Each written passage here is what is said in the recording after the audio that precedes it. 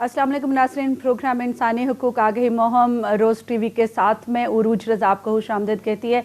नाज़रीन, हमारे आज के इंसानी हुकूक आगही मुहिम में जो टॉपिक आपके लिए लेकर आए हैं उसका ताल्लुक़ ऑनर किलिंग से है। और ये टॉपिक जो है ये पाकिस्तान में बहुत पुराना है, शायद पाकिस्तान बनने से भी पहले का है, क्योंकि इसकी जो तारीख़ है वो पाकिस्तान बनने से पहले में भी मिलती है। और ऐसे बहुत सारे वाक़यात और सानेहात, इसको मैं कहूँगी कि वो पाकिस्तान बनने से पहले भी रूनमा होते थे और आज भी। और अभी जो डेटाबेस में से हमने थोड़ी रिसर्च की और ज़रा चेक किया कि क्या आज तक कोई ऑनर किलिंग के वाक़यात में कमी आई, क्योंकि अब तो 2017 है, एक महज़ब दुनिया में हम कदम रख चुके हैं।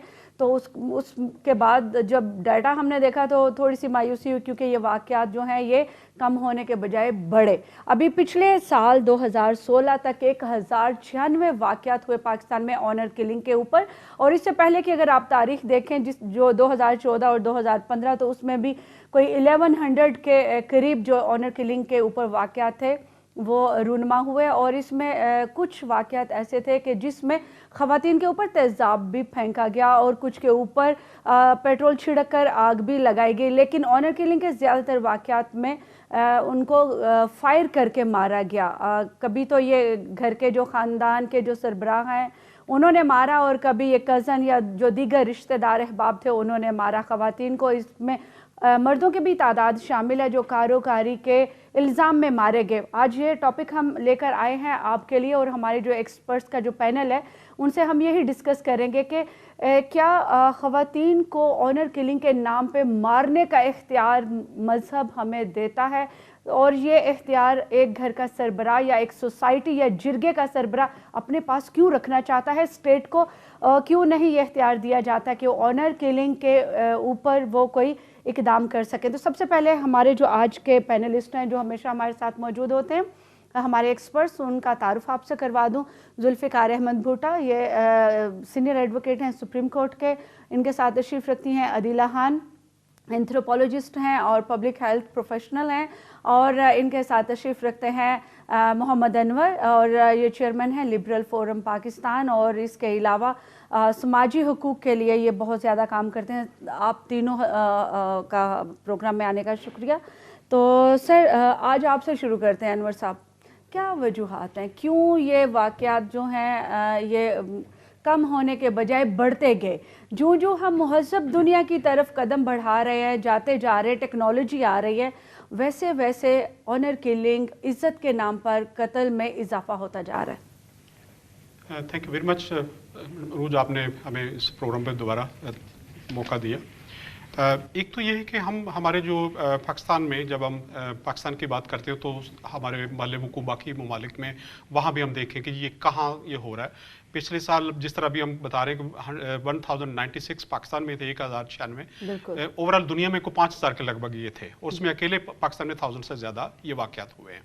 और उसमें जो ज़्यादातर ये सारे हमारे जो हैं वो बलूचिस्तान और सिंध के जो एरिया है या साउदर्न पंजाब है, उस एरिया में ये सारे वाक़यात हो रहे होते हैं।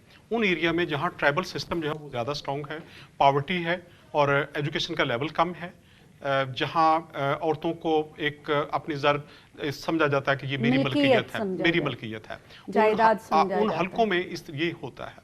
जब हम हिस्ट्री देखते हैं तो हमारे इस एरिया में इवन के जो सिंध की जब हम बात कर रहे होते तो मैं एक स्टडी पढ़ रहा था, उस स्टडी में था कि शाह अब्दुल लतीफ़ भटाई का जो शाह जो रसालो है उसमें कहीं भी सारे मौजू उसने इस एरिया के जितने भी लगाए अपने उसमें ऐड हैं उसकी पोइट्री में, लेकिन उसमें जो ये ऑनर किलिंग का कोई जिक्र नहीं था 16वीं सदी में। दैट मीन दैट उस वक्त यहाँ नहीं था। और ये 17वीं सदी में जो हमारा है ये हमारे जो मिडिल ईस्ट से जो लोग कुछ मुसलमान यहाँ बलूचिस्तान में आके आबाद हुए, और उसके साथ साथ क्योंकि ये मिडिल ईस्ट में सबसे ज़्यादा प्रॉब्लम मिडिल ईस्ट में ऑनर किलिंग की है, रिपोर्टिंग नहीं होती, वो सारा इस्लाम के नाम पे वहाँ वो मार रहे होते हैं। बलूचिस्तान में आए और वो बलूचिस्तान में आके जो ट्राइबल्स एरिया थे वहाँ भी ये कल्चर आस्ता आस्ता बन गया। अभी भी हम देखते हैं तो ये वही जो बलूचिस्तान के साथ साथ पट्टी है, सिंध के जो एरिए हैं जहाँ ट्राइबल सिस्टम है, मज़ारी हैं, जतोई हैं, उन एरियाज़ में जो भी ट्राइब्स हैं, बुगटी हो गए, हाँ जी, वहाँ ये सबसे ज़्यादा वहाँ ये इशू चल रहा है। और वो उनका ये होता है कि जो ट्राइब का सरदार है वो तो पढ़ा लिखा है, वो ऑक्सफोर्ड से पढ़ के आया होता है, लेकिन जब वापस आता है तो उसने पूरा एक कंट्रोल उसका रखा होता है। اب وہ وہاں ایک انڈیویجول کا رول بہت کم ہوتا ہے. وہ سردار جو ہے وہ ان کے لیے سارا کچھ, وہ خدا ان کا لیے سردار ہے. سردار نے جو ڈیسیجن دینا ہے وہ انہوں نے اوبے کرنا ہے.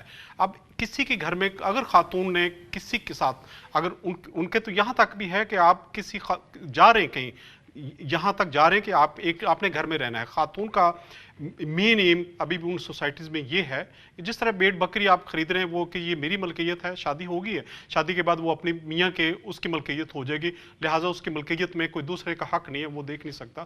جب یہاں تک نوبت آ جاتی تو اس وقت پھر یہ ہوتا ہے کہ جی اب عورت جو ہے وہ اگر نہ وہ پڑھی لکھی ہے, ایک جنس ہے جس طریقے سے, اس کی قیمت جو ہے ابھی بھی یہ ساؤدرن پنجاب میں آپ دیکھیں گے شاید بھینس جو ہے اس کی قیمت زیادہ ہوگی, عورت کی قیمت کم ہوتی ہے. اور وہاں صرف اس لیے یہ سارا سلسلہ چل رہا ہے کہ جہالت ہے, ان لوگوں کو پتہ نہیں ہے, عورت بیچاری اتنی ڈیپینڈنٹ ہوتی ہے اور اس کے لیے وہ فورسفلی کئی دفعہ وہ اس کا جو ان کی فیملی والا ہے ان کے لیے بھی یہ ضروری نہیں ہے کہ وہ ان کے ساتھ وہ اس کی رضامندی ہو. وہ جو ٹرائب سسٹم اتنا اسٹرانگ ہے کہ وہ کہتے ہیں کہ تو بےغیرت ہے, وہ غیرت کے نام پہ کہ تو غیرت اس کی واپس بحال تبھی ہوگی جب تک وہ جو خاتون جس کے اوپر کاری کا, یا ہم وہ کہہ سکتے ہیں کہ کاروکاری کا وہ جو کاری کا ہے, کاری کا مطلب ہے بلیک ہے, کالی ہوگی, وہ معاشرے سے اس نے برا کام کیا, وہ جب تک اس کی ڈیتھ نہیں ہو جاتی, اس کو مارے گا نہیں, اس وقت تک وہ خاندان کے نام کے اوپر وہ کلنک کا ٹیکا ہے. آپ کی طرف آتے ہیں عدیلہ. ابھی انور صاحب نے ذکر کیا کہ یہ عرب کنٹری سے یہ ٹریڈیشن آئی پاکستان میں, اور پھر جب یہ بلوچستان میں آ کے آباد ہوئے تو بلوچستان کی جو سرحدی پٹی ہے جس کے ساتھ ہمارے جو دوسرے پروونسز ہیں اور جو ٹرائبز ہیں انہوں نے اس ٹریڈیشن کو اڈاپٹ کر لیا. کسی حد تک ٹھیک ہے کیونکہ 16ویں صدی تک یہ رسم نہیں تھی پاکستان اور ایشیا کے اس علاقے میں جہاں ہم آج بیٹھے ہیں.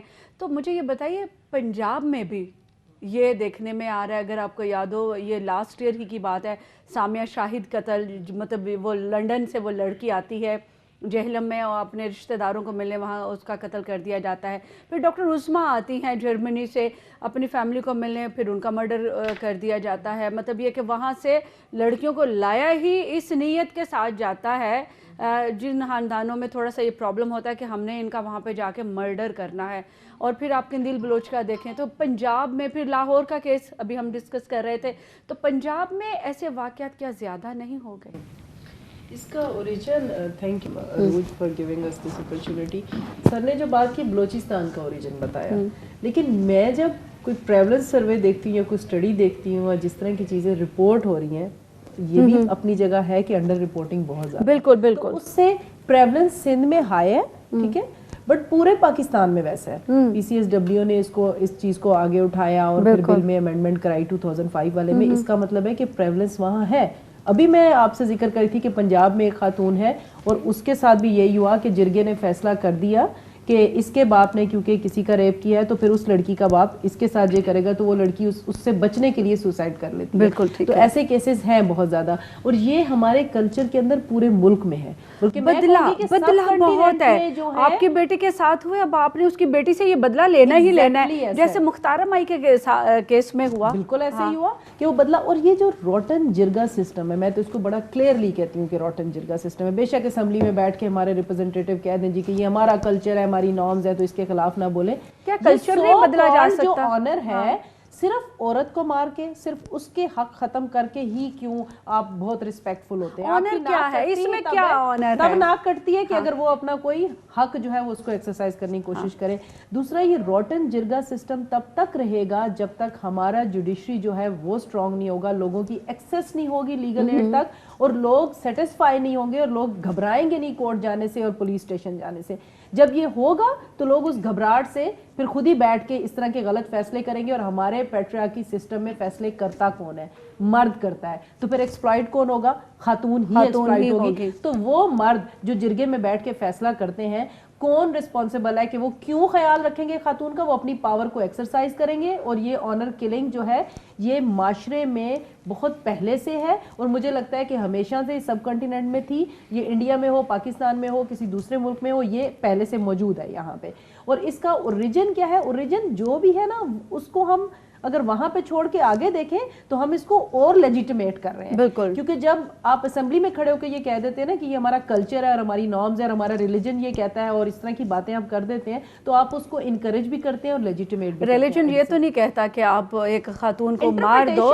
انٹرپریٹیشن آپ نے کسی جگہ پہ خطبہ دیتے ہوئے مطلب کسی جگہ پہ ریلیجن کے بارے میں کسی خاتون کو سنا ہے؟ ہماری اسلامی نظریاتی کونسل جو بھی ہے اس میں کبھی سنا ہے کسی خاتون کی ریپرزنٹیشن ہے؟ تو جو انٹرپریٹ کرنے والا ہے وہ بھی مرد ہے ریلیجن کو. جو کلچر کو انٹرپریٹیشن غلط بھی تو ہو سکتی ہے نا, انٹرپریٹیشن غلط بھی تو ہو سکتی ہے, کیونکہ اسلام یہ کہتا ہے کہ جس نے ایک قطرہ خون بہایا اس نے گویا پوری انسانیت کا قتل کیا. تو کیا وہ عورت کے اندر خون نہیں ہے؟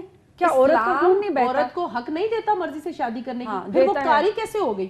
اگر اس نے یہ ڈیسیجن کیا کہ ہم شادی کرنا چاہتے تو قاری کیسے ہوگی؟ اس کا مطلب ہے کہ آنر کیلنگ پھر ان اسلامک ایک فعل ہے. 100% ان اسلامک ہے. بالکل ٹھیک ہے. اچھا آپ کی طرف آئیں گے سر.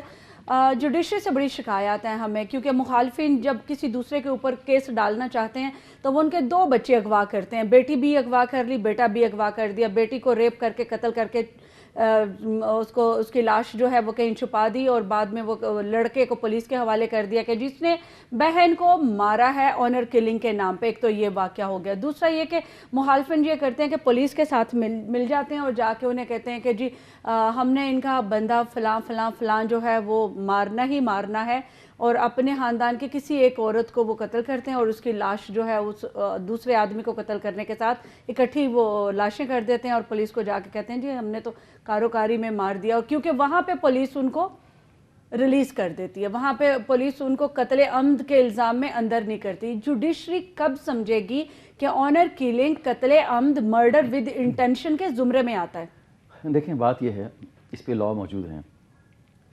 اصل معاملہ یہ ہے, سب سے پہلے ان چیزوں کی ابتدا ہوتی ہے انویسٹیگیشن سے. ٹھیک ہے. اب آپ یہ دیکھیں کہ جو کلچر ہے, یہ جو کلچر آپ اسلام آباد میں دیکھتی ہیں یا ہائی وے کے ساتھ ساتھ دیکھتی ہیں, یہ ایکچولی ہمارا کلچر تو نہیں ہے. یہ تو 2-4-5% آبادی یہاں ہوگی. دیہی علاقوں میں اگر آپ چلے جائیں تو وہاں پر تو مرڈر کا پتہ ہی نہیں چلتا. یہ جو کیسز رپورٹ ہو رہے ہیں, میں رات کو دیکھ رہا تھا کہ ایوریج جو ہے اس میں یہ تقریباً 1100 تھا 2013 میں, اسی طرح 1000 تھا 2014 میں, اور اس سے پہلے جو تھا 869 تھا 2013 کے اندر.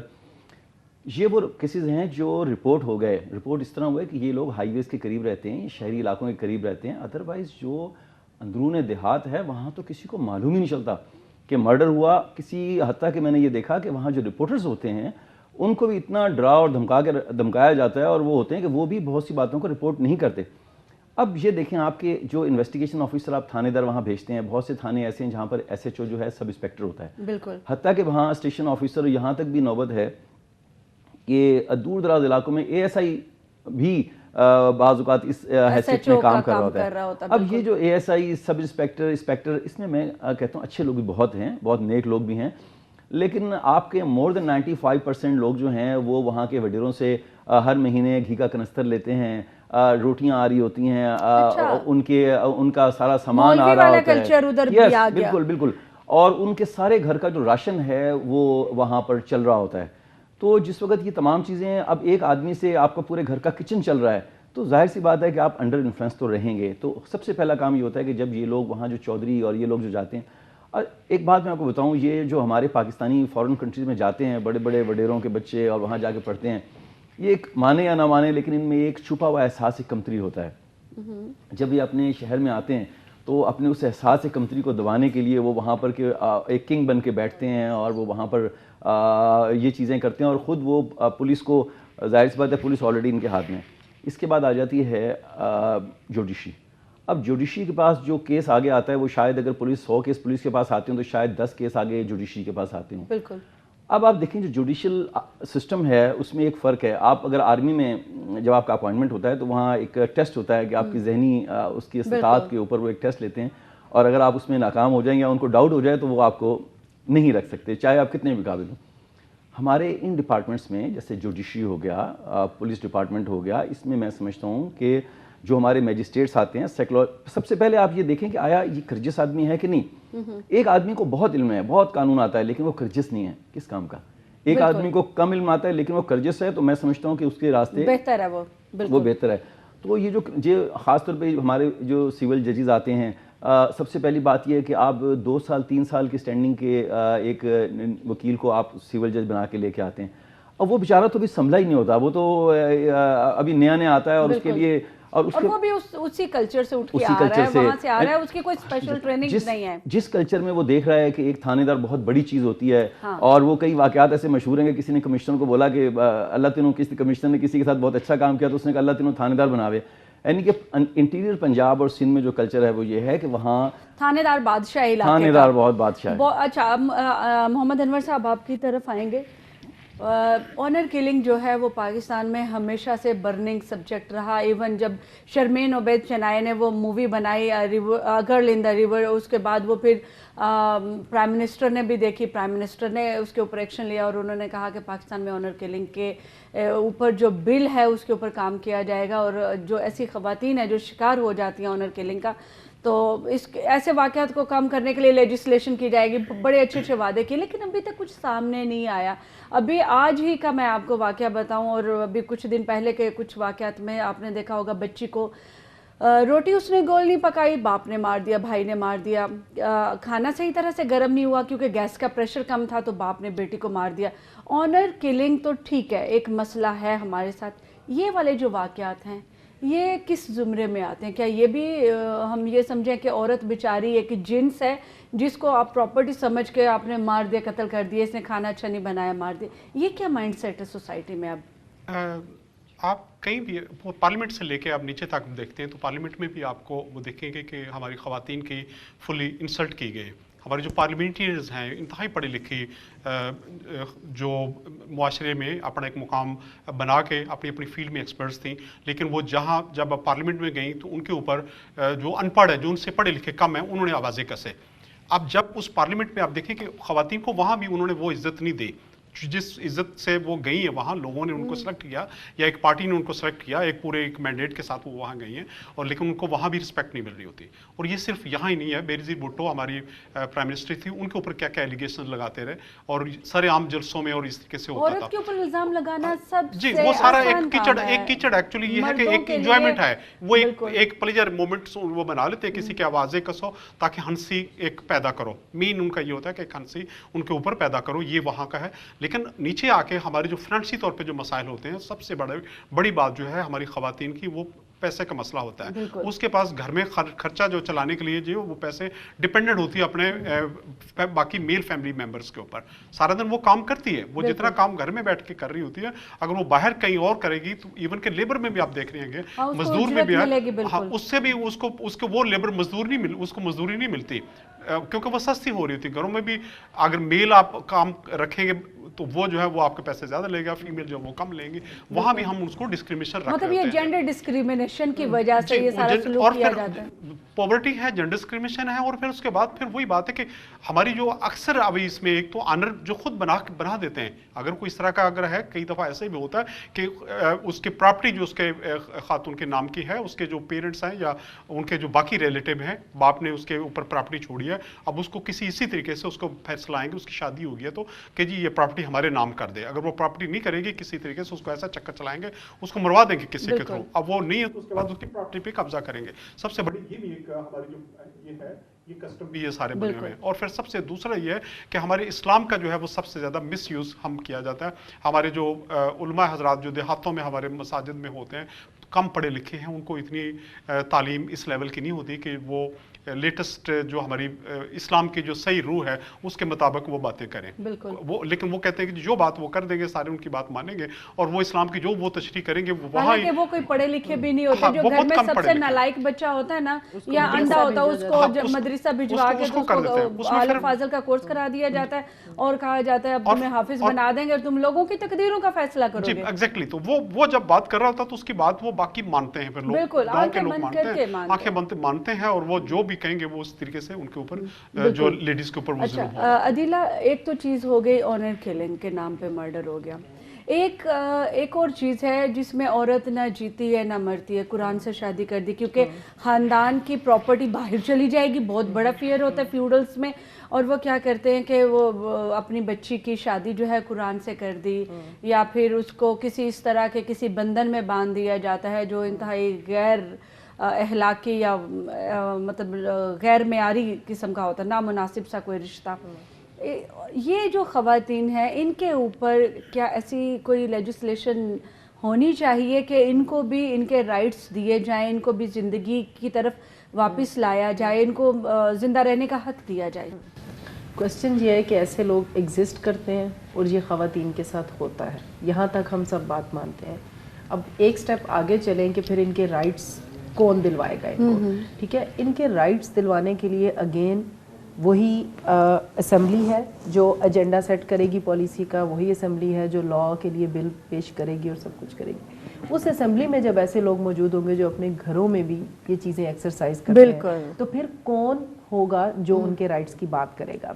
لیجسلیشن اور اس طرح کے قوانین موجود ضرور ہوں گے، لیکن وہ وہاں سے رپورٹ کیسے ہوگا اس حویلی سے باہر کہ یہ قرآن سے شادی کر لی گئی ہے، اور پیٹریارکی سسٹم کے اندر یا بہت چھوٹے بچے سے شادی کر دی جاتی ہے۔ اس پیٹریارکی سسٹم کے اندر مرد اپنی پاور ایکسرسائز کرے گا، وہ کبھی اس کو ایجوکیشن میں اس لیول پہ نہیں آنے دے گا، وہ کبھی پارلیمنٹ میں اس کی ریپرزنٹیشن نہیں چاہے گا، جو آئیں گی ان کو بھی جیسے انہوں نے کہا ڈسکریج کریں گے، ان پہ جملے کسیں گے کہ وہ وہاں سے چلی جائیں۔ لائر ایون بنتی ہیں خواتین تو وہ پریکٹس نہیں کرتی اس لیے جی کہ وہ کوئی جگہ ہے تمہارے جانے والی، ٹھیک جگہ نہیں ہے، ٹھیک جگہ نہیں ہے۔ تو اس پیٹریارکی سسٹم کو پہلے بدلنے کی ضرورت ہے، اور ایسی کلچرل نارمز اور ایسی نیگیٹو مسکلینٹی کو کسی طرح بدلنا ہے آپ کو تھرو اویئرنیس پروگرام کہ لوگ خود یہ سوچنا شروع کریں۔ ادروائز میں اور آپ اگر یہاں بیٹھ کے بولیں گے بھی تو ہم آئیڈینٹیفائی کر سکتے ہیں ایشوز کو، سولوشنز کی طرف نہیں جا سکتے جب تک کہ جو پالیسی میکرز ہیں، جو ریپرزنٹیشن ہے ہماری اسمبلی کے اندر، وہ اس چیز کو انٹرنلائز نہیں کرتی کہ دس از اے کرائم، یہ بہت بڑا کرائم ہے۔ اور سوشو اکنامک فیکٹر اس میں بہت امپورٹنٹ ہے کہ وہ خاتون اس لیے مان جائے گی یہ سب بات کہ وراثت بھی اس کے ماں باپ کے ہاتھ میں ہے، اس کے باپ کے ہاتھ میں ہے، اس کے بھائی کے ہاتھ میں ہے، پھر اس کے شوہر کے ہاتھ میں ہوگی، تو وہ کسی طرح سے بھی انڈیپینڈنٹ نہیں ہے۔ جو اس کا فائنینشیل ڈیپینڈنسی ہے وہ اس کو مجبور کرتی ہے کہ وہ ظلم سہتی رہے، کیونکہ اسٹیٹ کے پاس تو کوئی بیک اپ نہیں ہے، اسٹیٹ کہاں لے کے جائے گی اس کو؟ میں اپنے گھر سے اٹھ جاتی ہوں کہ میری شادی انہوں نے قرآن سے کر دی ہے، میں نہیں کرنا چاہتی، تو میں کیا کروں گی؟ میں گھر سے باہر نکل کے کہاں جاؤں گی؟ بالکل اگین کسی اور کرائم کے اندر ہی جاؤں گی نا، اگین لوگ مجھے ایکسپلائٹ کریں گے، مزید جو ہے میرے ساتھ جو ہے میری حق تلفی ہوگی۔ تو اس سے بہتر یہ ہوتا ہے کہ میں گھر کے اندر بیٹھ کے اپنا ظلم برداشت کرتی رہوں۔ تو بہتر یہ ہے کہ اسٹیٹ ایسی چیزیں اگر آئیڈینٹیفائی کرتی ہے تو پھر اس کے لیے ہمارے پاس پلان ہونا چاہیے کہ اس خاتون کے لیے پلان ہونا چاہیے، اور اس کے بعد پھر پراپر لیجسلیشن ہونی چاہیے۔ ناظرین یہاں پہ وقت ہو گیا ایک چھوٹی سی کمرشل بریک کا، اور اس کے بعد بریک کے بعد جب ہم واپس آئیں گے تو ہم اس کے اوپر مزید ڈسکشن کریں گے، کہیں مت جائیے گا۔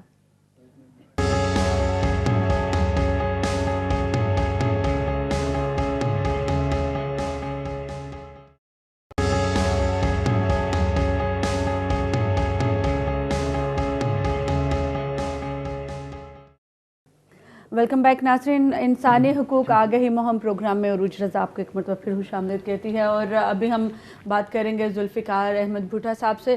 سر، ایسی خواتین جو کہ پھنس جاتی ہیں وراثت کے چکر میں، جائیداد کے چکر میں، ان کی شادیاں کر دی جاتی ہیں یا ان کو پھر کسی ایسے بندھن میں باندھ دیا جاتا ہے جس سے وہ نکل نہیں سکتی، قانون کیا کہتا ہے ان کے لیے؟ کون سا ایسا راستہ ہے کہ وہ ایک اچھی زندگی گزار سکیں؟ دیکھیں، پہلے تو میں آپ کو یہ بات بتاؤں کہ یہ معاملہ وراثت کا جو ہے یہ بہت خطرناک حد تک یہ کشیدہ ہے پاکستان کے اندر۔ اکثر اوقات یہ ہوتا ہے کہ اگر کوئی خاتون اپنے بھائیوں کو نہ مانے یا کوئی ایسا سلسلہ، بلکہ ایون خاندان کے دور دراز جو ایک بنتا ہے ان کی بات کو نہ مانے، تو کئی کیس میں نے ایسے دیکھے کہ جہاں پر اس کا ہسبینڈ جو مرڈر ہوا تو انہوں نے اس لڑکی کو نامینیٹ کر دیا، کیونکہ جو قانون اس میں اسلامک ہے اس میں یہی ہے کہ اگر جو قاتل ہوگا وہ اس کی وراثت سے باہر ہو جاتا ہے۔ تو نارملی یہ کیا کرتے ہیں کہ یہاں پر لڑکیوں کے اوپر وہ مرڈر کیس ڈال دیتے ہیں۔ اب جب ایک لڑکی مرڈر کیس میں اندر چلی جاتی ہے اور اس کے پیچھے اس کے اگر لوائقین نہیں ہیں تو وہ 5 7 سال 10 سال، بے شک 10 سال کے بعد ایک ایکوٹل اس کا ہو جائے، لیکن وہ اور اس دوران میں جیل کا جو ماحول ہے کہ اگر آپ اچھے بھلے انسان کو وہاں ڈال دیں تو وہ 2 ڈھائی 3 مہینے میں ذہنی طور پر تقریباً مفلوج ہو جاتا ہے۔ ایک تو یہ آ گیا جو ہوتا ہے۔ دوسرا، ابھی جو بات ہو رہی تھی جو بھی انور صاحب نے کہی اسمبلی سے حوالے سے، آپ دیکھیں اسمبلی میں جو خواتین ہیں وہ ایک کوٹا سسٹم ہے، وہ آپ کی وہ خواتین نہیں ہیں جو میرٹ کے اوپر وہاں جاتی ہیں. بالکل. وہاں یہ ہے کہ جو جیتنے والی پارٹی ہے اس کے اوپر وہ اب اس کی سیٹوں کے تناسب سے مائنورٹیز کو بالکل اور خواتین کو. اب ہوتا یہ ہے کہ یہ جو لوگ وہاں بیٹھے ہوئے ہیں M N As M P As یہ انہی کی بیٹیاں بہنیں ہوتی ہیں. بالکل یہ باہر سے نہیں لاتے. ہاں اچھا. اور آپ کو بتاؤں کہ ہوتا یہ ہے کہ وہ ریزرو سیٹ پہ آتی ہیں. جو گھر سے ان کو انسٹرکشن ملتی ہے کہ آپ نے اس لا کے اوپر یا یہ جو چیز آ رہی ہے اس کے اوپر آپ نے وہ گھر سے انسٹرکشن لے کے آتی ہیں, چاہے کوئی عوام کی نیڈ یا ملک کی نیڈ کچھ بھی ہوں, یہ اس کے اوپر آ کے وہاں پر. اور آپ کو بڑی افسوسناک بات یہ ہوتی ہے, آپ نے دیکھا ہوگا کہ اسمبلی میں تو وہ لوگ ہی پورے نہیں ہوتے جن کا قرم ہے. اور پلس یہ ہے کہ جس وقت یہ لوگ آتے ہیں ان کو پتہ ہی کچھ نہیں ہوتا. آپ کبھی دیکھیں کسی اسمبلی میں جو خواتین آ کے قانون سازی کرتے ہیں, بات یہ ہے کہ جب قانون سازی کرنے والوں کو پتہ ہی کچھ نہیں ہے کہ جس قانون کو ہم بنانے جا رہے ہیں اس کے کیا آگے جا کے کیا نتائج ہوں گے. آپ کو میں چھوٹی سی بات بتاؤں جو اسی آنر کلنگ کے اوپر جو پہلے بھی بہت سے معاملات ہوئے قندیل سے پہلے 2005 کے اندر بھی بہت سے ایسے ہی معاملات کے اوپر مختار امائی کے حوالے سے, اس کے بعد جو دوسرے کیسز آئے اس میں آئے تو اس میں انہوں نے ایک امینڈمنٹ کر دی. امینڈمنٹ انہوں نے یہ کر دی کہ 302 کے اندر پہلے یہ ہوتا تھا کہ 302 کے اندر اور ابھی بھی کہ نارملی یہ کرتے تھے کہ ابھی تمام خاندان کے لوگ بیٹھ جاتے ہیں, ڈیسائیڈ کرتے ہیں کہ اس لڑکی کو مار دینا ہے, اور اس کے بعد یہ ڈیسائیڈ کرتے ہیں کہ جی یہ شخص مارے گا اور پولیس کو گرفتار کر کے لے جائے گی. ایک ہفتے کے بعد ہم سارے ایک ایفیڈیوٹ دیں گے اور کئی مرڈر ہو گئے. اور اتنا آسان مرڈر ہو گیا تھا کہ سب سے جو آسان کام تھا وہ مرڈر ہو گیا تھا. اس کے بعد 2005 میں ایک امینڈمنٹ آئی, اس کے بعد کچھ عرصہ چلی اور اس کے اندر پھر انہوں نے کچھ چیزیں ایڈ کی جس میں اب انہوں نے یہ کہہ دیا کہ کمپرومائز 345 CRPC جو کرمنل پروسیجر کوڈ ہے اس میں انہوں نے امینڈمنٹ کی. اس میں انہوں نے امینڈمنٹ یہ کی اور ساتھ اسی کے ساتھ ساتھ انہوں نے 302 کے اندر اور کلاسز جو ہے بیچ میں بی اور سی ایڈ کی. اس کے مطابق انہوں نے یہ کر دیا کہ اگر کمپرومائز جو ہے وہ ہو سکتا ہے ہوگا, لیکن اگر آنر کلنگ کا معاملہ آ جاتا ہے تو آنر کلنگ کے اندر فیملی کو سپیئر نہیں کیا جائے گا, نہیں ہوگا. میکسیمم یہ ہے کہ اب انہوں نے لائف سینٹینس تو 100% ہے کہ اگر کسی نے ایسا کیا تو چاہے وہ کتنے بھی ایفیڈیوٹ دیں لیکن اس کا اسٹیٹ جو ہے وہ اس کی پارٹی بنے گی. اچھا اب اس میں کمپلیکیشن ابھی قندیل بلوچ کے کیس میں بھی یہی ہوا ہے کہ اسٹیٹ نے کہا ہے کہ وہ پیرنٹس بے شک اس کو کلر کو وہ مرڈرر کو وہ معاف کر دیں لیکن اسٹیٹ معاف نہیں کرے گی. اسٹیٹ جو ہے وہ مقدمہ چلائے گی اس کے اوپر. ابھی دیکھتے ہیں کہ اس کے اوپر کیا ہوتا ہے کیونکہ ابھی تک وہاں سے بھی کوئی وہ صورتحال بہتر نظر نہیں آ رہی ہے. اگلا مرحلہ جس میں آئے گا وہ یہ ہوتا ہے جیسے میں نے لاسٹ ٹائم اس بچی کا کیس کرتے ہوئے آپ کو بتایا تھا جو اسلام آباد میں کہ الٹیمیٹلی پولیس نے اس میں وہ سیکشن لگا دیں کہ جو ایک ایسی تھیں. اس کے بعد یہ ہوا کہ آپ یہ دیکھیں کہ اب معاملہ پھر پولیس کے پاس چلا جاتا ہے کہ اگر آنر کلنگ ہوئی بھی ہے تو وہاں بیٹھا ہوا جو ایک ASI جو دور دراز علاقے میں بیٹھا ہے وہ ہول سول اتھارٹی ہوگا, وہ کیوں رپورٹ کرے گا. اچھا انور صاحب آپ کی طرف آئیں گے. ابھی یہ قندیل بلوچ کا ذکر ہوا, سمیہ شاہد, ڈاکٹر عثمہ, یہ ہماری آج کل کی خواتین تھیں, ویل گرومڈ تھیں. قندیل بلوچ نے ایک غریب گھرانے سے اس کا تعلق تھا لیکن وہ اپنے آپ کو بدلنا چاہتی تھی. رستہ اس نے جو چنا وہ تھوڑا سا غیر معیاری تھا, نامناسب تھا, اچھا نہیں تھا, لیکن اس نے سوسائٹی کی کچھ نارمز کو, کلچر کو چیلنج کیا جس کی اس کو سزا یہ ملی کہ اس کو موت کے گھاٹ اتار دیا گیا. سامیہ شاہد کا کیا قصور تھا, ڈاکٹر عثمہ کا کیا قصور تھا؟ وہاں پہ خامدوں کا جو قصور تھا وہ سارا نکلا کہ جی ایک نے کہا کہ جی بینک اکاؤنٹس تک رسائی نہیں دی, مار دیا. اتنی آسان کام تھا اس کے لیے کہ پیسے نہیں اس نے شیئر کیے, اس کو مار دیا. سامیہ شاہد کا تھا کہ جی ہاں اس نے دوسری شادی کر لی تھی, مجھے چھوڑ کے, اس کو بھی مار دیا گیا. تو یہ جو ہمارا ایک مائنڈ سیٹ بن گیا ہے, ہم بے شک یورپ چلے جائیں, امریکہ چلے جائیں, لیکن ہم اپنی بیوی کو, اپنی بیٹی کو آج بھی یہی سمجھتے ہیں کہ اگر یہ غیر ضروری کام کر رہی ہے اس کو مار دو. تو یہ کیسے ہم چینج کریں, کیسے یہ رویے بدلیں ہم سوسائٹی کے؟ ہماری ایکچولی یہ ہے کہ جو باہر ہمارے لوگ چلے جاتے ہیں نا, جو پاکستانی باہر جا کے یورپ میں رہ دیتے ہیں, وہ یہ مت سوچیں کہ وہ وہاں جا کے اپنے آپ کو سارے چینج کر لیتے ہیں. ایکسپوجر ان کو پھر وہی وہ بیک گراؤنڈ پہ ان کی بیک گراؤنڈ وہی ہوتی ہے, دیہات سے کنزرویٹو سوسائٹی زیادہ آتے ہیں.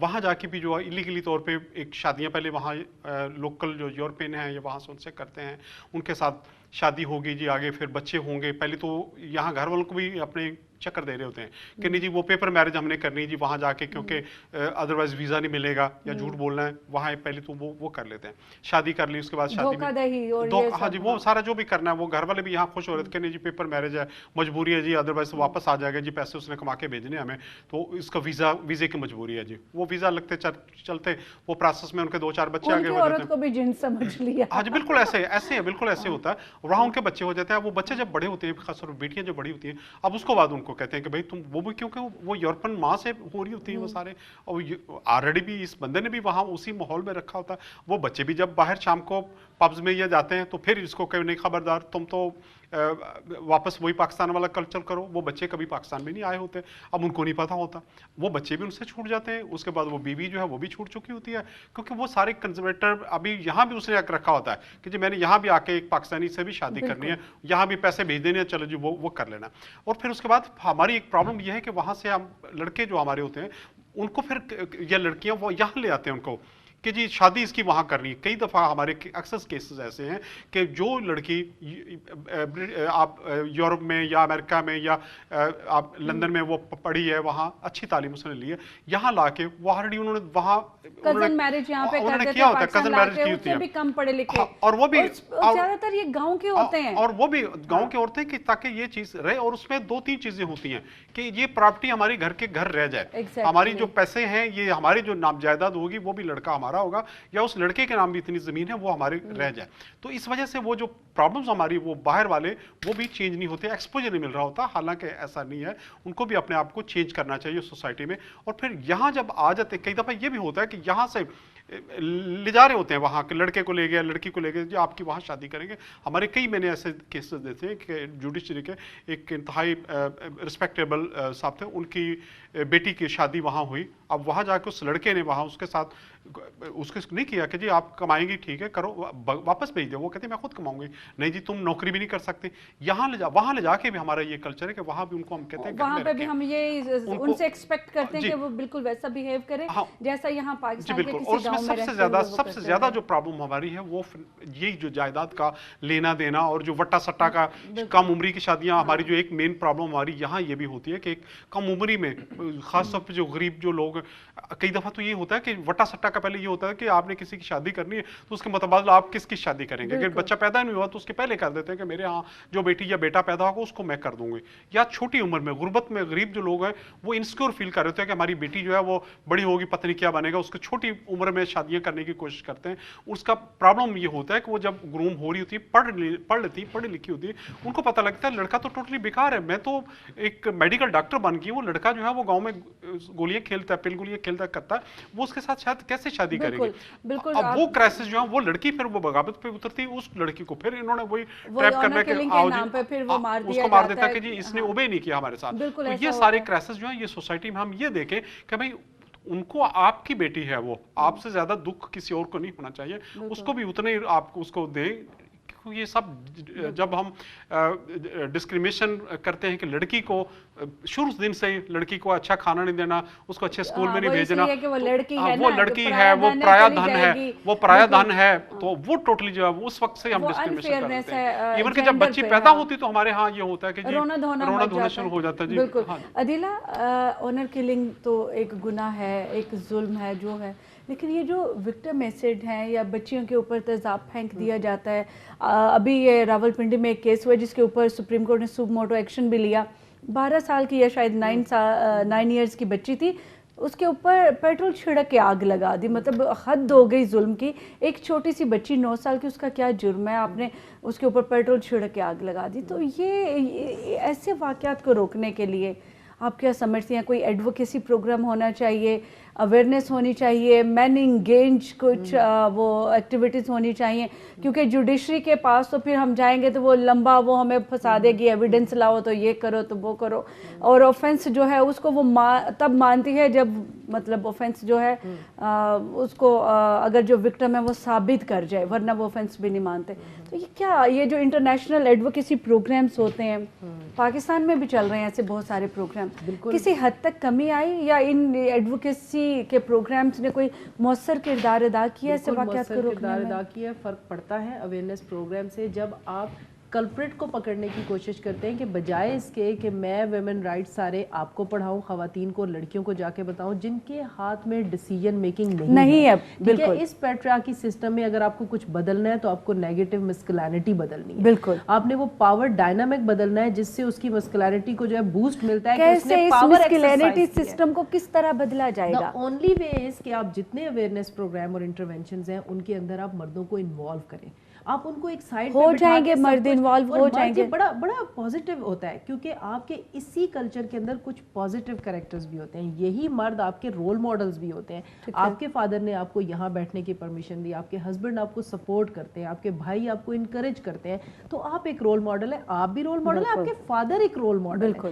تو یہ رول ماڈل ہر سوسائٹی, ہر کمیونٹی, ہر علاقے میں موجود ہوتے ہیں. آپ ان کو انگیج کرتے ہیں اور پھر انکریج کرتے ہیں. قندیل کا مرڈر کیوں ہوا تھا؟ کیونکہ اس کے بھائی کو بہت زیادہ لوگوں نے لان تان کیا. ٹھیک ہے, اس کا مرڈر تو معاشرے نے کر دیا نا. بالکل, میڈیا اور معاشرے دونوں نے کیا, لیکن وہ میڈیا اور معاشرے نے کر دیا. بالکل اسی طرح جب کوئی لڑکی اپنے گھر سے باہر نکلے گی, اس کو سارے حقوق ملیں گے, وہ شادی اپنی مرضی سے کرے گی, ایجوکیشن اپنی مرضی سے کمپلیٹ کرے گی, تو اس کے پیچھے جو مرد ہوگا نا اس کے لیے کچھ لوگ آواز اٹھانے کے لیے کہ ایسے مرد بنو. تو وہ جو رول ماڈل کا اس کے لیے کیا ہوتا ہے کہ انیشیٹو کسی کو لینا پڑتا ہے. کچھ چیزیں ہوتی ہیں جو ایکسٹرنلی آ کے لوگ آپ کو بتاتے ہیں اور بتانے کی ضرورت ہوتی ہے. اچھا عدیلہ, یہاں پہ دیکھیں ایڈوکیسی اور جب مین کو انگیج کرنے کی بات آتی ہے, ہم خواتین اور پھر وہ بہت ساری جو این جی اوز والی آنٹیز اور باجیاں ہیں وہ نکلتی ہیں, تو کیا مرد سنیں گے عورت کو ایڈوکیسی کے لیے کام کرتے ہوئے؟ سنیں گے, کیا سنیں گے میری بات کو؟ کیا ایک مرد سنے گا کہ یہ عورت ایک عورت کے رائٹ کے لیے بات کر رہی ہے, میں اس کی بات کیوں سنوں؟ دوبارہ وہ جینڈر آ جائے گا. آپ کو کرنا یہی ہے کہ مردوں کو انوالو کرنا ہے. میل جو فیمنسٹ ہم کہتے ہیں وہ لوگ آگے آئیں گے, مرد مردوں سے بات کریں گے. اس میں یہ ضروری نہیں ہوتا کہ خاتون بات کریے کہ مرد. کچھ جگہوں پہ ریزسٹنس آئے گی کہ تم تو خاتون ہو اس لیے بائسڈ ہے تمہاری اسٹیٹمنٹ, تم تو لڑکیوں کا ساتھ دو گی. لیکن اس کمیونٹی کے مرد جو ہمارے پروگرام کی انٹرونشن ہے پریونشن پلس میں بھی ہم preventing gender based violence through men engage کہتے ہیں, اس میں بھی ایگزیکٹلی 5 ایئر پروگرام میں یہ ہے کہ وہاں پہ جو آپ مرد ہیں کمیونٹی کے وہ آپ آئیڈینٹیفائی کریں گے, ان کو آپ کچھ خاص جینڈر ٹرانسفارمیٹیو اپروچز پہ ٹرین کریں گے, پھر وہ گروپ کاؤنسلنگ کریں گے کہ دیکھو میں یہ پریکٹس کر رہا ہوں, فائدہ کس کا ہے؟ گھر میں بیوی کو مارو گے, تمہاری بیٹی کا مرڈر ہو جائے گا تمہارے ہاتھوں, یہ سب کچھ ہوگا تو نقصان کس کو ہوگا؟ صرف تمہارے گھر کو. باہر جو لوگ تمہیں اکسا رہے ہیں اس بات کے لیے اس کو تو تالیاں بجانے والے ہیں. آپ کے سوشو اکنامک فیکٹرز بھی نیچے جائیں گے, آپ کا سٹریس لیول انکریز ہوگا. تمہاری بیٹی ہے, تم سے زیادہ قندیل کے بھائی کو آپ کا کیا خیال ہے کبھی تکلیف نہیں ہوتی ہوگی؟ ضرور ہوتی ہوگی, لیکن وہ تکلیف بہت زیادہ تھی جو لوگ اس کو اکسا رہے تھے. بالکل انسٹیگیٹ کر رہے تھے. آپ ان مردوں کو انوالو کرتے ہیں, وہ پازیٹیو رول ماڈل سامنے لے کے آتے ہیں who is going to encourage them کہ آپ جو ہے ان کو ان کے رائٹس دیں اور پروموٹ جینڈر جسٹ سوسائٹی, وہ اس کو پروموٹ کرے گا آگے. تو وہ مرد جب مردوں کے ساتھ کام کرتے ہیں تو آپ لیڈ لے لیں گے نا. آپ کے پیٹریارکی سسٹم میں پاور ہی ان کے پاس ہے, جب پاور ان کے پاس ہے تو ان کو آپ پازیٹیو سائڈ پہ موڑنا ہے صرف. بالکل, بجائے اس کے کہ وہ نیگیٹو لینا ہے ویمن رائٹس کے لیے. انہوں نے کہنا ہے کہ ہمارے محلے میں اگر آج کے بعد کسی لڑکی کی ارلی ایج میں شادی ہوئی, آج کے بعد کسی خاوند نے مارا اپنی بیوی کو, تو وہ بے غیرت ہے ہماری نظر میں. آپ آنر کی ڈیفینیشن بدلیں گے ان کے لیے. تو آپ نے وہ پازیٹیو مسکولینٹی اسی کمیونٹی سے آئیڈینٹیفائی کرنی ہے اور انہی کو یوز کرنا ہے, انہی کو انگیج کرنا ہے اور جینڈر جسٹس کو پروموٹ کرنے کے لیے. بالکل ٹھیک ہے. اچھا ذوالفقار صاحب, قانون کیا کہتا ہے؟ کسی نے کسی عورت کے چہرے کے اوپر تیزاب پھینک دیا کیونکہ اس نے اسے شادی سے انکار کر دیا تھا, اس نے اس کو اپنی انا کا مسئلہ بنایا, اینڈ بینگ ایگوسٹک اس نے اس کے چہرے پہ تیزاب پھینک دیا, اب تو بھی کسی کے قابل نہیں اگر تو نے مجھے ٹھکرایا ہے, ریجیکٹ کیا ہے. یا پھر ایک مشترکہ فیصلہ ہوتا ہے کیونکہ انہوں نے ہمیں رشتہ نہیں دیا ہمارے خاندان کو, تو اب ان کی بیٹی کو بھی کسی شکل دکھانے کے قابل نہ چھوڑیں. قانون کیا کہتا ہے اس کے اوپر؟ اس میں 2014 میں ایک لا بنایا تھا انہوں نے, acid and burns crime bill تھا 2014, اس کے تحت انہوں نے اس میں لائف امپریزنمنٹ انہوں نے کی تھی. لائف امپریزنمنٹ انہوں نے کی تھی کہ اس میں لائف امپریزنمنٹ ہے, لیکن اس کے ساتھ ساتھ سے کیونکہ اس سے ایک خوف و ہراس پیدا ہوتا ہے معاشرے میں, تو اس میں سیکشن 7 جو دہشت گردی کی جو آپ نے دیکھا ہوگا اکثر اوقات جو کیسز میں لگائی جاتی ہے, میں سمجھتا ہوں کہ جو پولیس ہے اس کو تیزاب کے کیسز میں, ایسڈ کے کیسز میں, کیونکہ اس کی خبر سے معاشرے میں ایک خوف پیدا ہوتا ہے. راولپنڈی میں لاسٹ ایئر سر اگر آپ کو یاد ہو تو خواتین کے اوپر تیزاب پھینکا جا رہا تھا, بوتلیں برآمد ہوئیں, اتنا خوف و خراس ہو گیا تھا. اور سیکشن 6 جو ہے اینٹی ٹیررسٹ, وہ یہ کہتی ہے کہ کوئی بھی ایسا ایکٹ ऑफेंस जिससे माशरे में खौफ व हिरास पैदा हो उसको आप दहशतगर्दी में, और दहशतगर्दी की एक्ट की खसूसियत ये है कि उसमें देयर इज़ नो कंप्रोमाइज़, ठीक है, हाँ कंप्रोमाइज़ नहीं है, और सेक्शन 7 के तहत आप उसको लाइफ सेंटेंस आराम से दे सकते हैं, डेथ तक आप जा सकते हैं, बेशक ऑफेंस की एक्चुअल सज़ा कुछ भी हो, लेकिन अगर वो दहशतगर्दी की सेक्शन 7 उसके ऊपर आ जाती है तो उसमें आप डेथ तक उसको दे सकते हैं। और मैं ये समझता हूँ ज़ाती तौर पर कि ये जो एसिड फेंकने का मामला है ये किसी को मर्डर करने से भी ज़्यादा मामला वो हैं। ऐसे हालात में औरत न जी सकती है, मैं आपको ये तो देखिए ये तो एक आम लोगों की बात है। आपको मैं रावलपिंडी इस्लामाबाद का एक इंसिडेंट बताता हूँ कि हमारे एक जुडिशरी से मुतालिक एक शख्सियत थी जिनके मोहल्ले में कोई साहब थे, लोगों की रिकॉर्डिंग वगैरह करते थे, पोल से तार वगैरह लगा के, उसके बाद कुछ उनके एलिगेशन थे, उन्होंने उनके खिलाफ कोई कार्रवाई की, पुलिस से हेल्प ली और अल्टीमेटली तो उसके रिवेंज के तौर के ऊपर उन्होंने एक दिन उनके घर आके और उस खातून की जो वाइफ थी और अल्टीमेटली ये हुआ कि बड़ी मिजरेबल लाइफ 1-2 साल गुजारने के बाद उनकी वाइफ ने सुसाइड कर ली। बात ये है कि माशरा हमारा सबसे बड़ा मसला ट्रेजेडी जो हमारे साथ है कि जो हमारे लॉ इन्फोर्सिंग एजेंसीज़ हैं और हमारी लोअर जुडिशरी, देखें बेसिक जो जिम्मेदारी आती है वो पाकिस्तान की लोअर जुडिशरी पर आती है। इनको बहादुर भी होना पड़ेगा, इनको थोड़ा सा ऐसे केसेस में ख़ास तौर per day to day proceeding करनी चाहिए और टाइम लिमिट रखें। देखें जो लोग ये कहते हैं कि जी बहुत डिले होता है, मैंने मर्डर केसेस 8-9 महीने में किए हैं कि जिसके अंदर 18-19 गवाह होते थे और मेरा अल्लाह का शुक्र है अल्हम्दुलिल्लाह कि सुप्रीम कोर्ट में तो एडजॉर्नमेंट लेते हैं, लेकिन बीइंग अ ट्रायल लॉयर जब मैं था तो मैंने कभी एडजॉर्नमेंट नहीं लिया था। तो ये कहना कि जी डिले होता है, नहीं ऐसी बात नहीं है, डिले होता है। आई एम सॉरी टू से कि जो हमारी वकला बरादरी है और ये जो बार एसोसिएशंस हैं ये अपना इन्फ्लुएंस इस्तेमाल करती हैं जिसकी वजह से मामला डिले होते हैं। आप सर लेकिन एसिड विक्टिम को इंसाफ कैसे मिले? देखें इसमें आप डे टू डे कर दें, आप इसमें जिस तरह आपने फैमिली मैटर्स में एक ज़माना था, मुझे याद है कि 5 साल तक खुला के मैटर चलते थे, लेकिन अब जो अमेंडमेंट आई है लॉ में उसके तहत 3 से 4 महीने में खुला का मैटर खत्म हो जाता है। बिल्कुल। और मैक्सिमम 3-4 मंथ, और अगर ना हो तो वो उसकी एक्सप्लेनेशन कॉल हो जाती है उस जज साहब की, बिल्कुल जैसे आपने अमेंडमेंट फैमिली लॉज में की है आप खास तौर पे ये एसिड के केसेस में। और प्लस कोर्ट के पास जो एक और भी पावर होती है वो होती है कि एक फाइन इम्पोज करने की होती है कि जो कंपनसेशन जो उसमें देना है उसमें आप ये कर सकते हैं कि आप जो कंपनसेशन जो है वो मैक्सिमम दें ताकि उस आदमी को अगर उसने फॉरेन कंट्री में जाकर ट्रीटमेंट भी करवाना है और वो करवाना है तो जो एक्चुअल मुल्ज़िम है। अब यहाँ एक और बात आ जाती है, यहाँ एक और बात ये आ जाती है कि आया सबसे बड़ा मसला ये आ जाता है कि एक्चुअल मुल्ज़िम को गिरफ्तार किया जाए।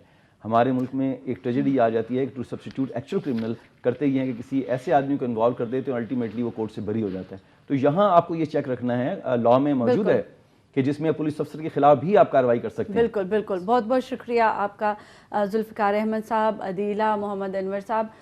नाज़रीन यहाँ पे कानून साजी कर दी गई है ऑनर किलिंग के ऊपर और ये जो एसिड फेंक देते हैं ख़वातीन के चेहरों के ऊपर उनके खिलाफ सारी कानून साजी मौजूद है। लेकिन वही बात जो जुल्फ़िकार अहमद भुट्टा साहब अभी बता रहे थे कि सबसे जो मुश्किल मरहला है वो ये है कि जो असल मुल्ज़िम है, असल मुजरिम है उसको पकड़ा जाए, और जब उसको पकड़ा जाए तो फिर इतनी तेज़ उसका जो मुकदमा है, ट्रायल है, वो किया जाए कि उसको कुछ महीनों के अंदर ही सज़ा मिल जाए और कंपनसेशन की जो रकम है वो बढ़ा दी जाए ताकि जो विक्टिम एसिड है अगर वो फॉरेन कंट्री में जाकर ट्रीटमेंट भी लेना चाहे तो उसको वो सहूलत भी मिल जाए।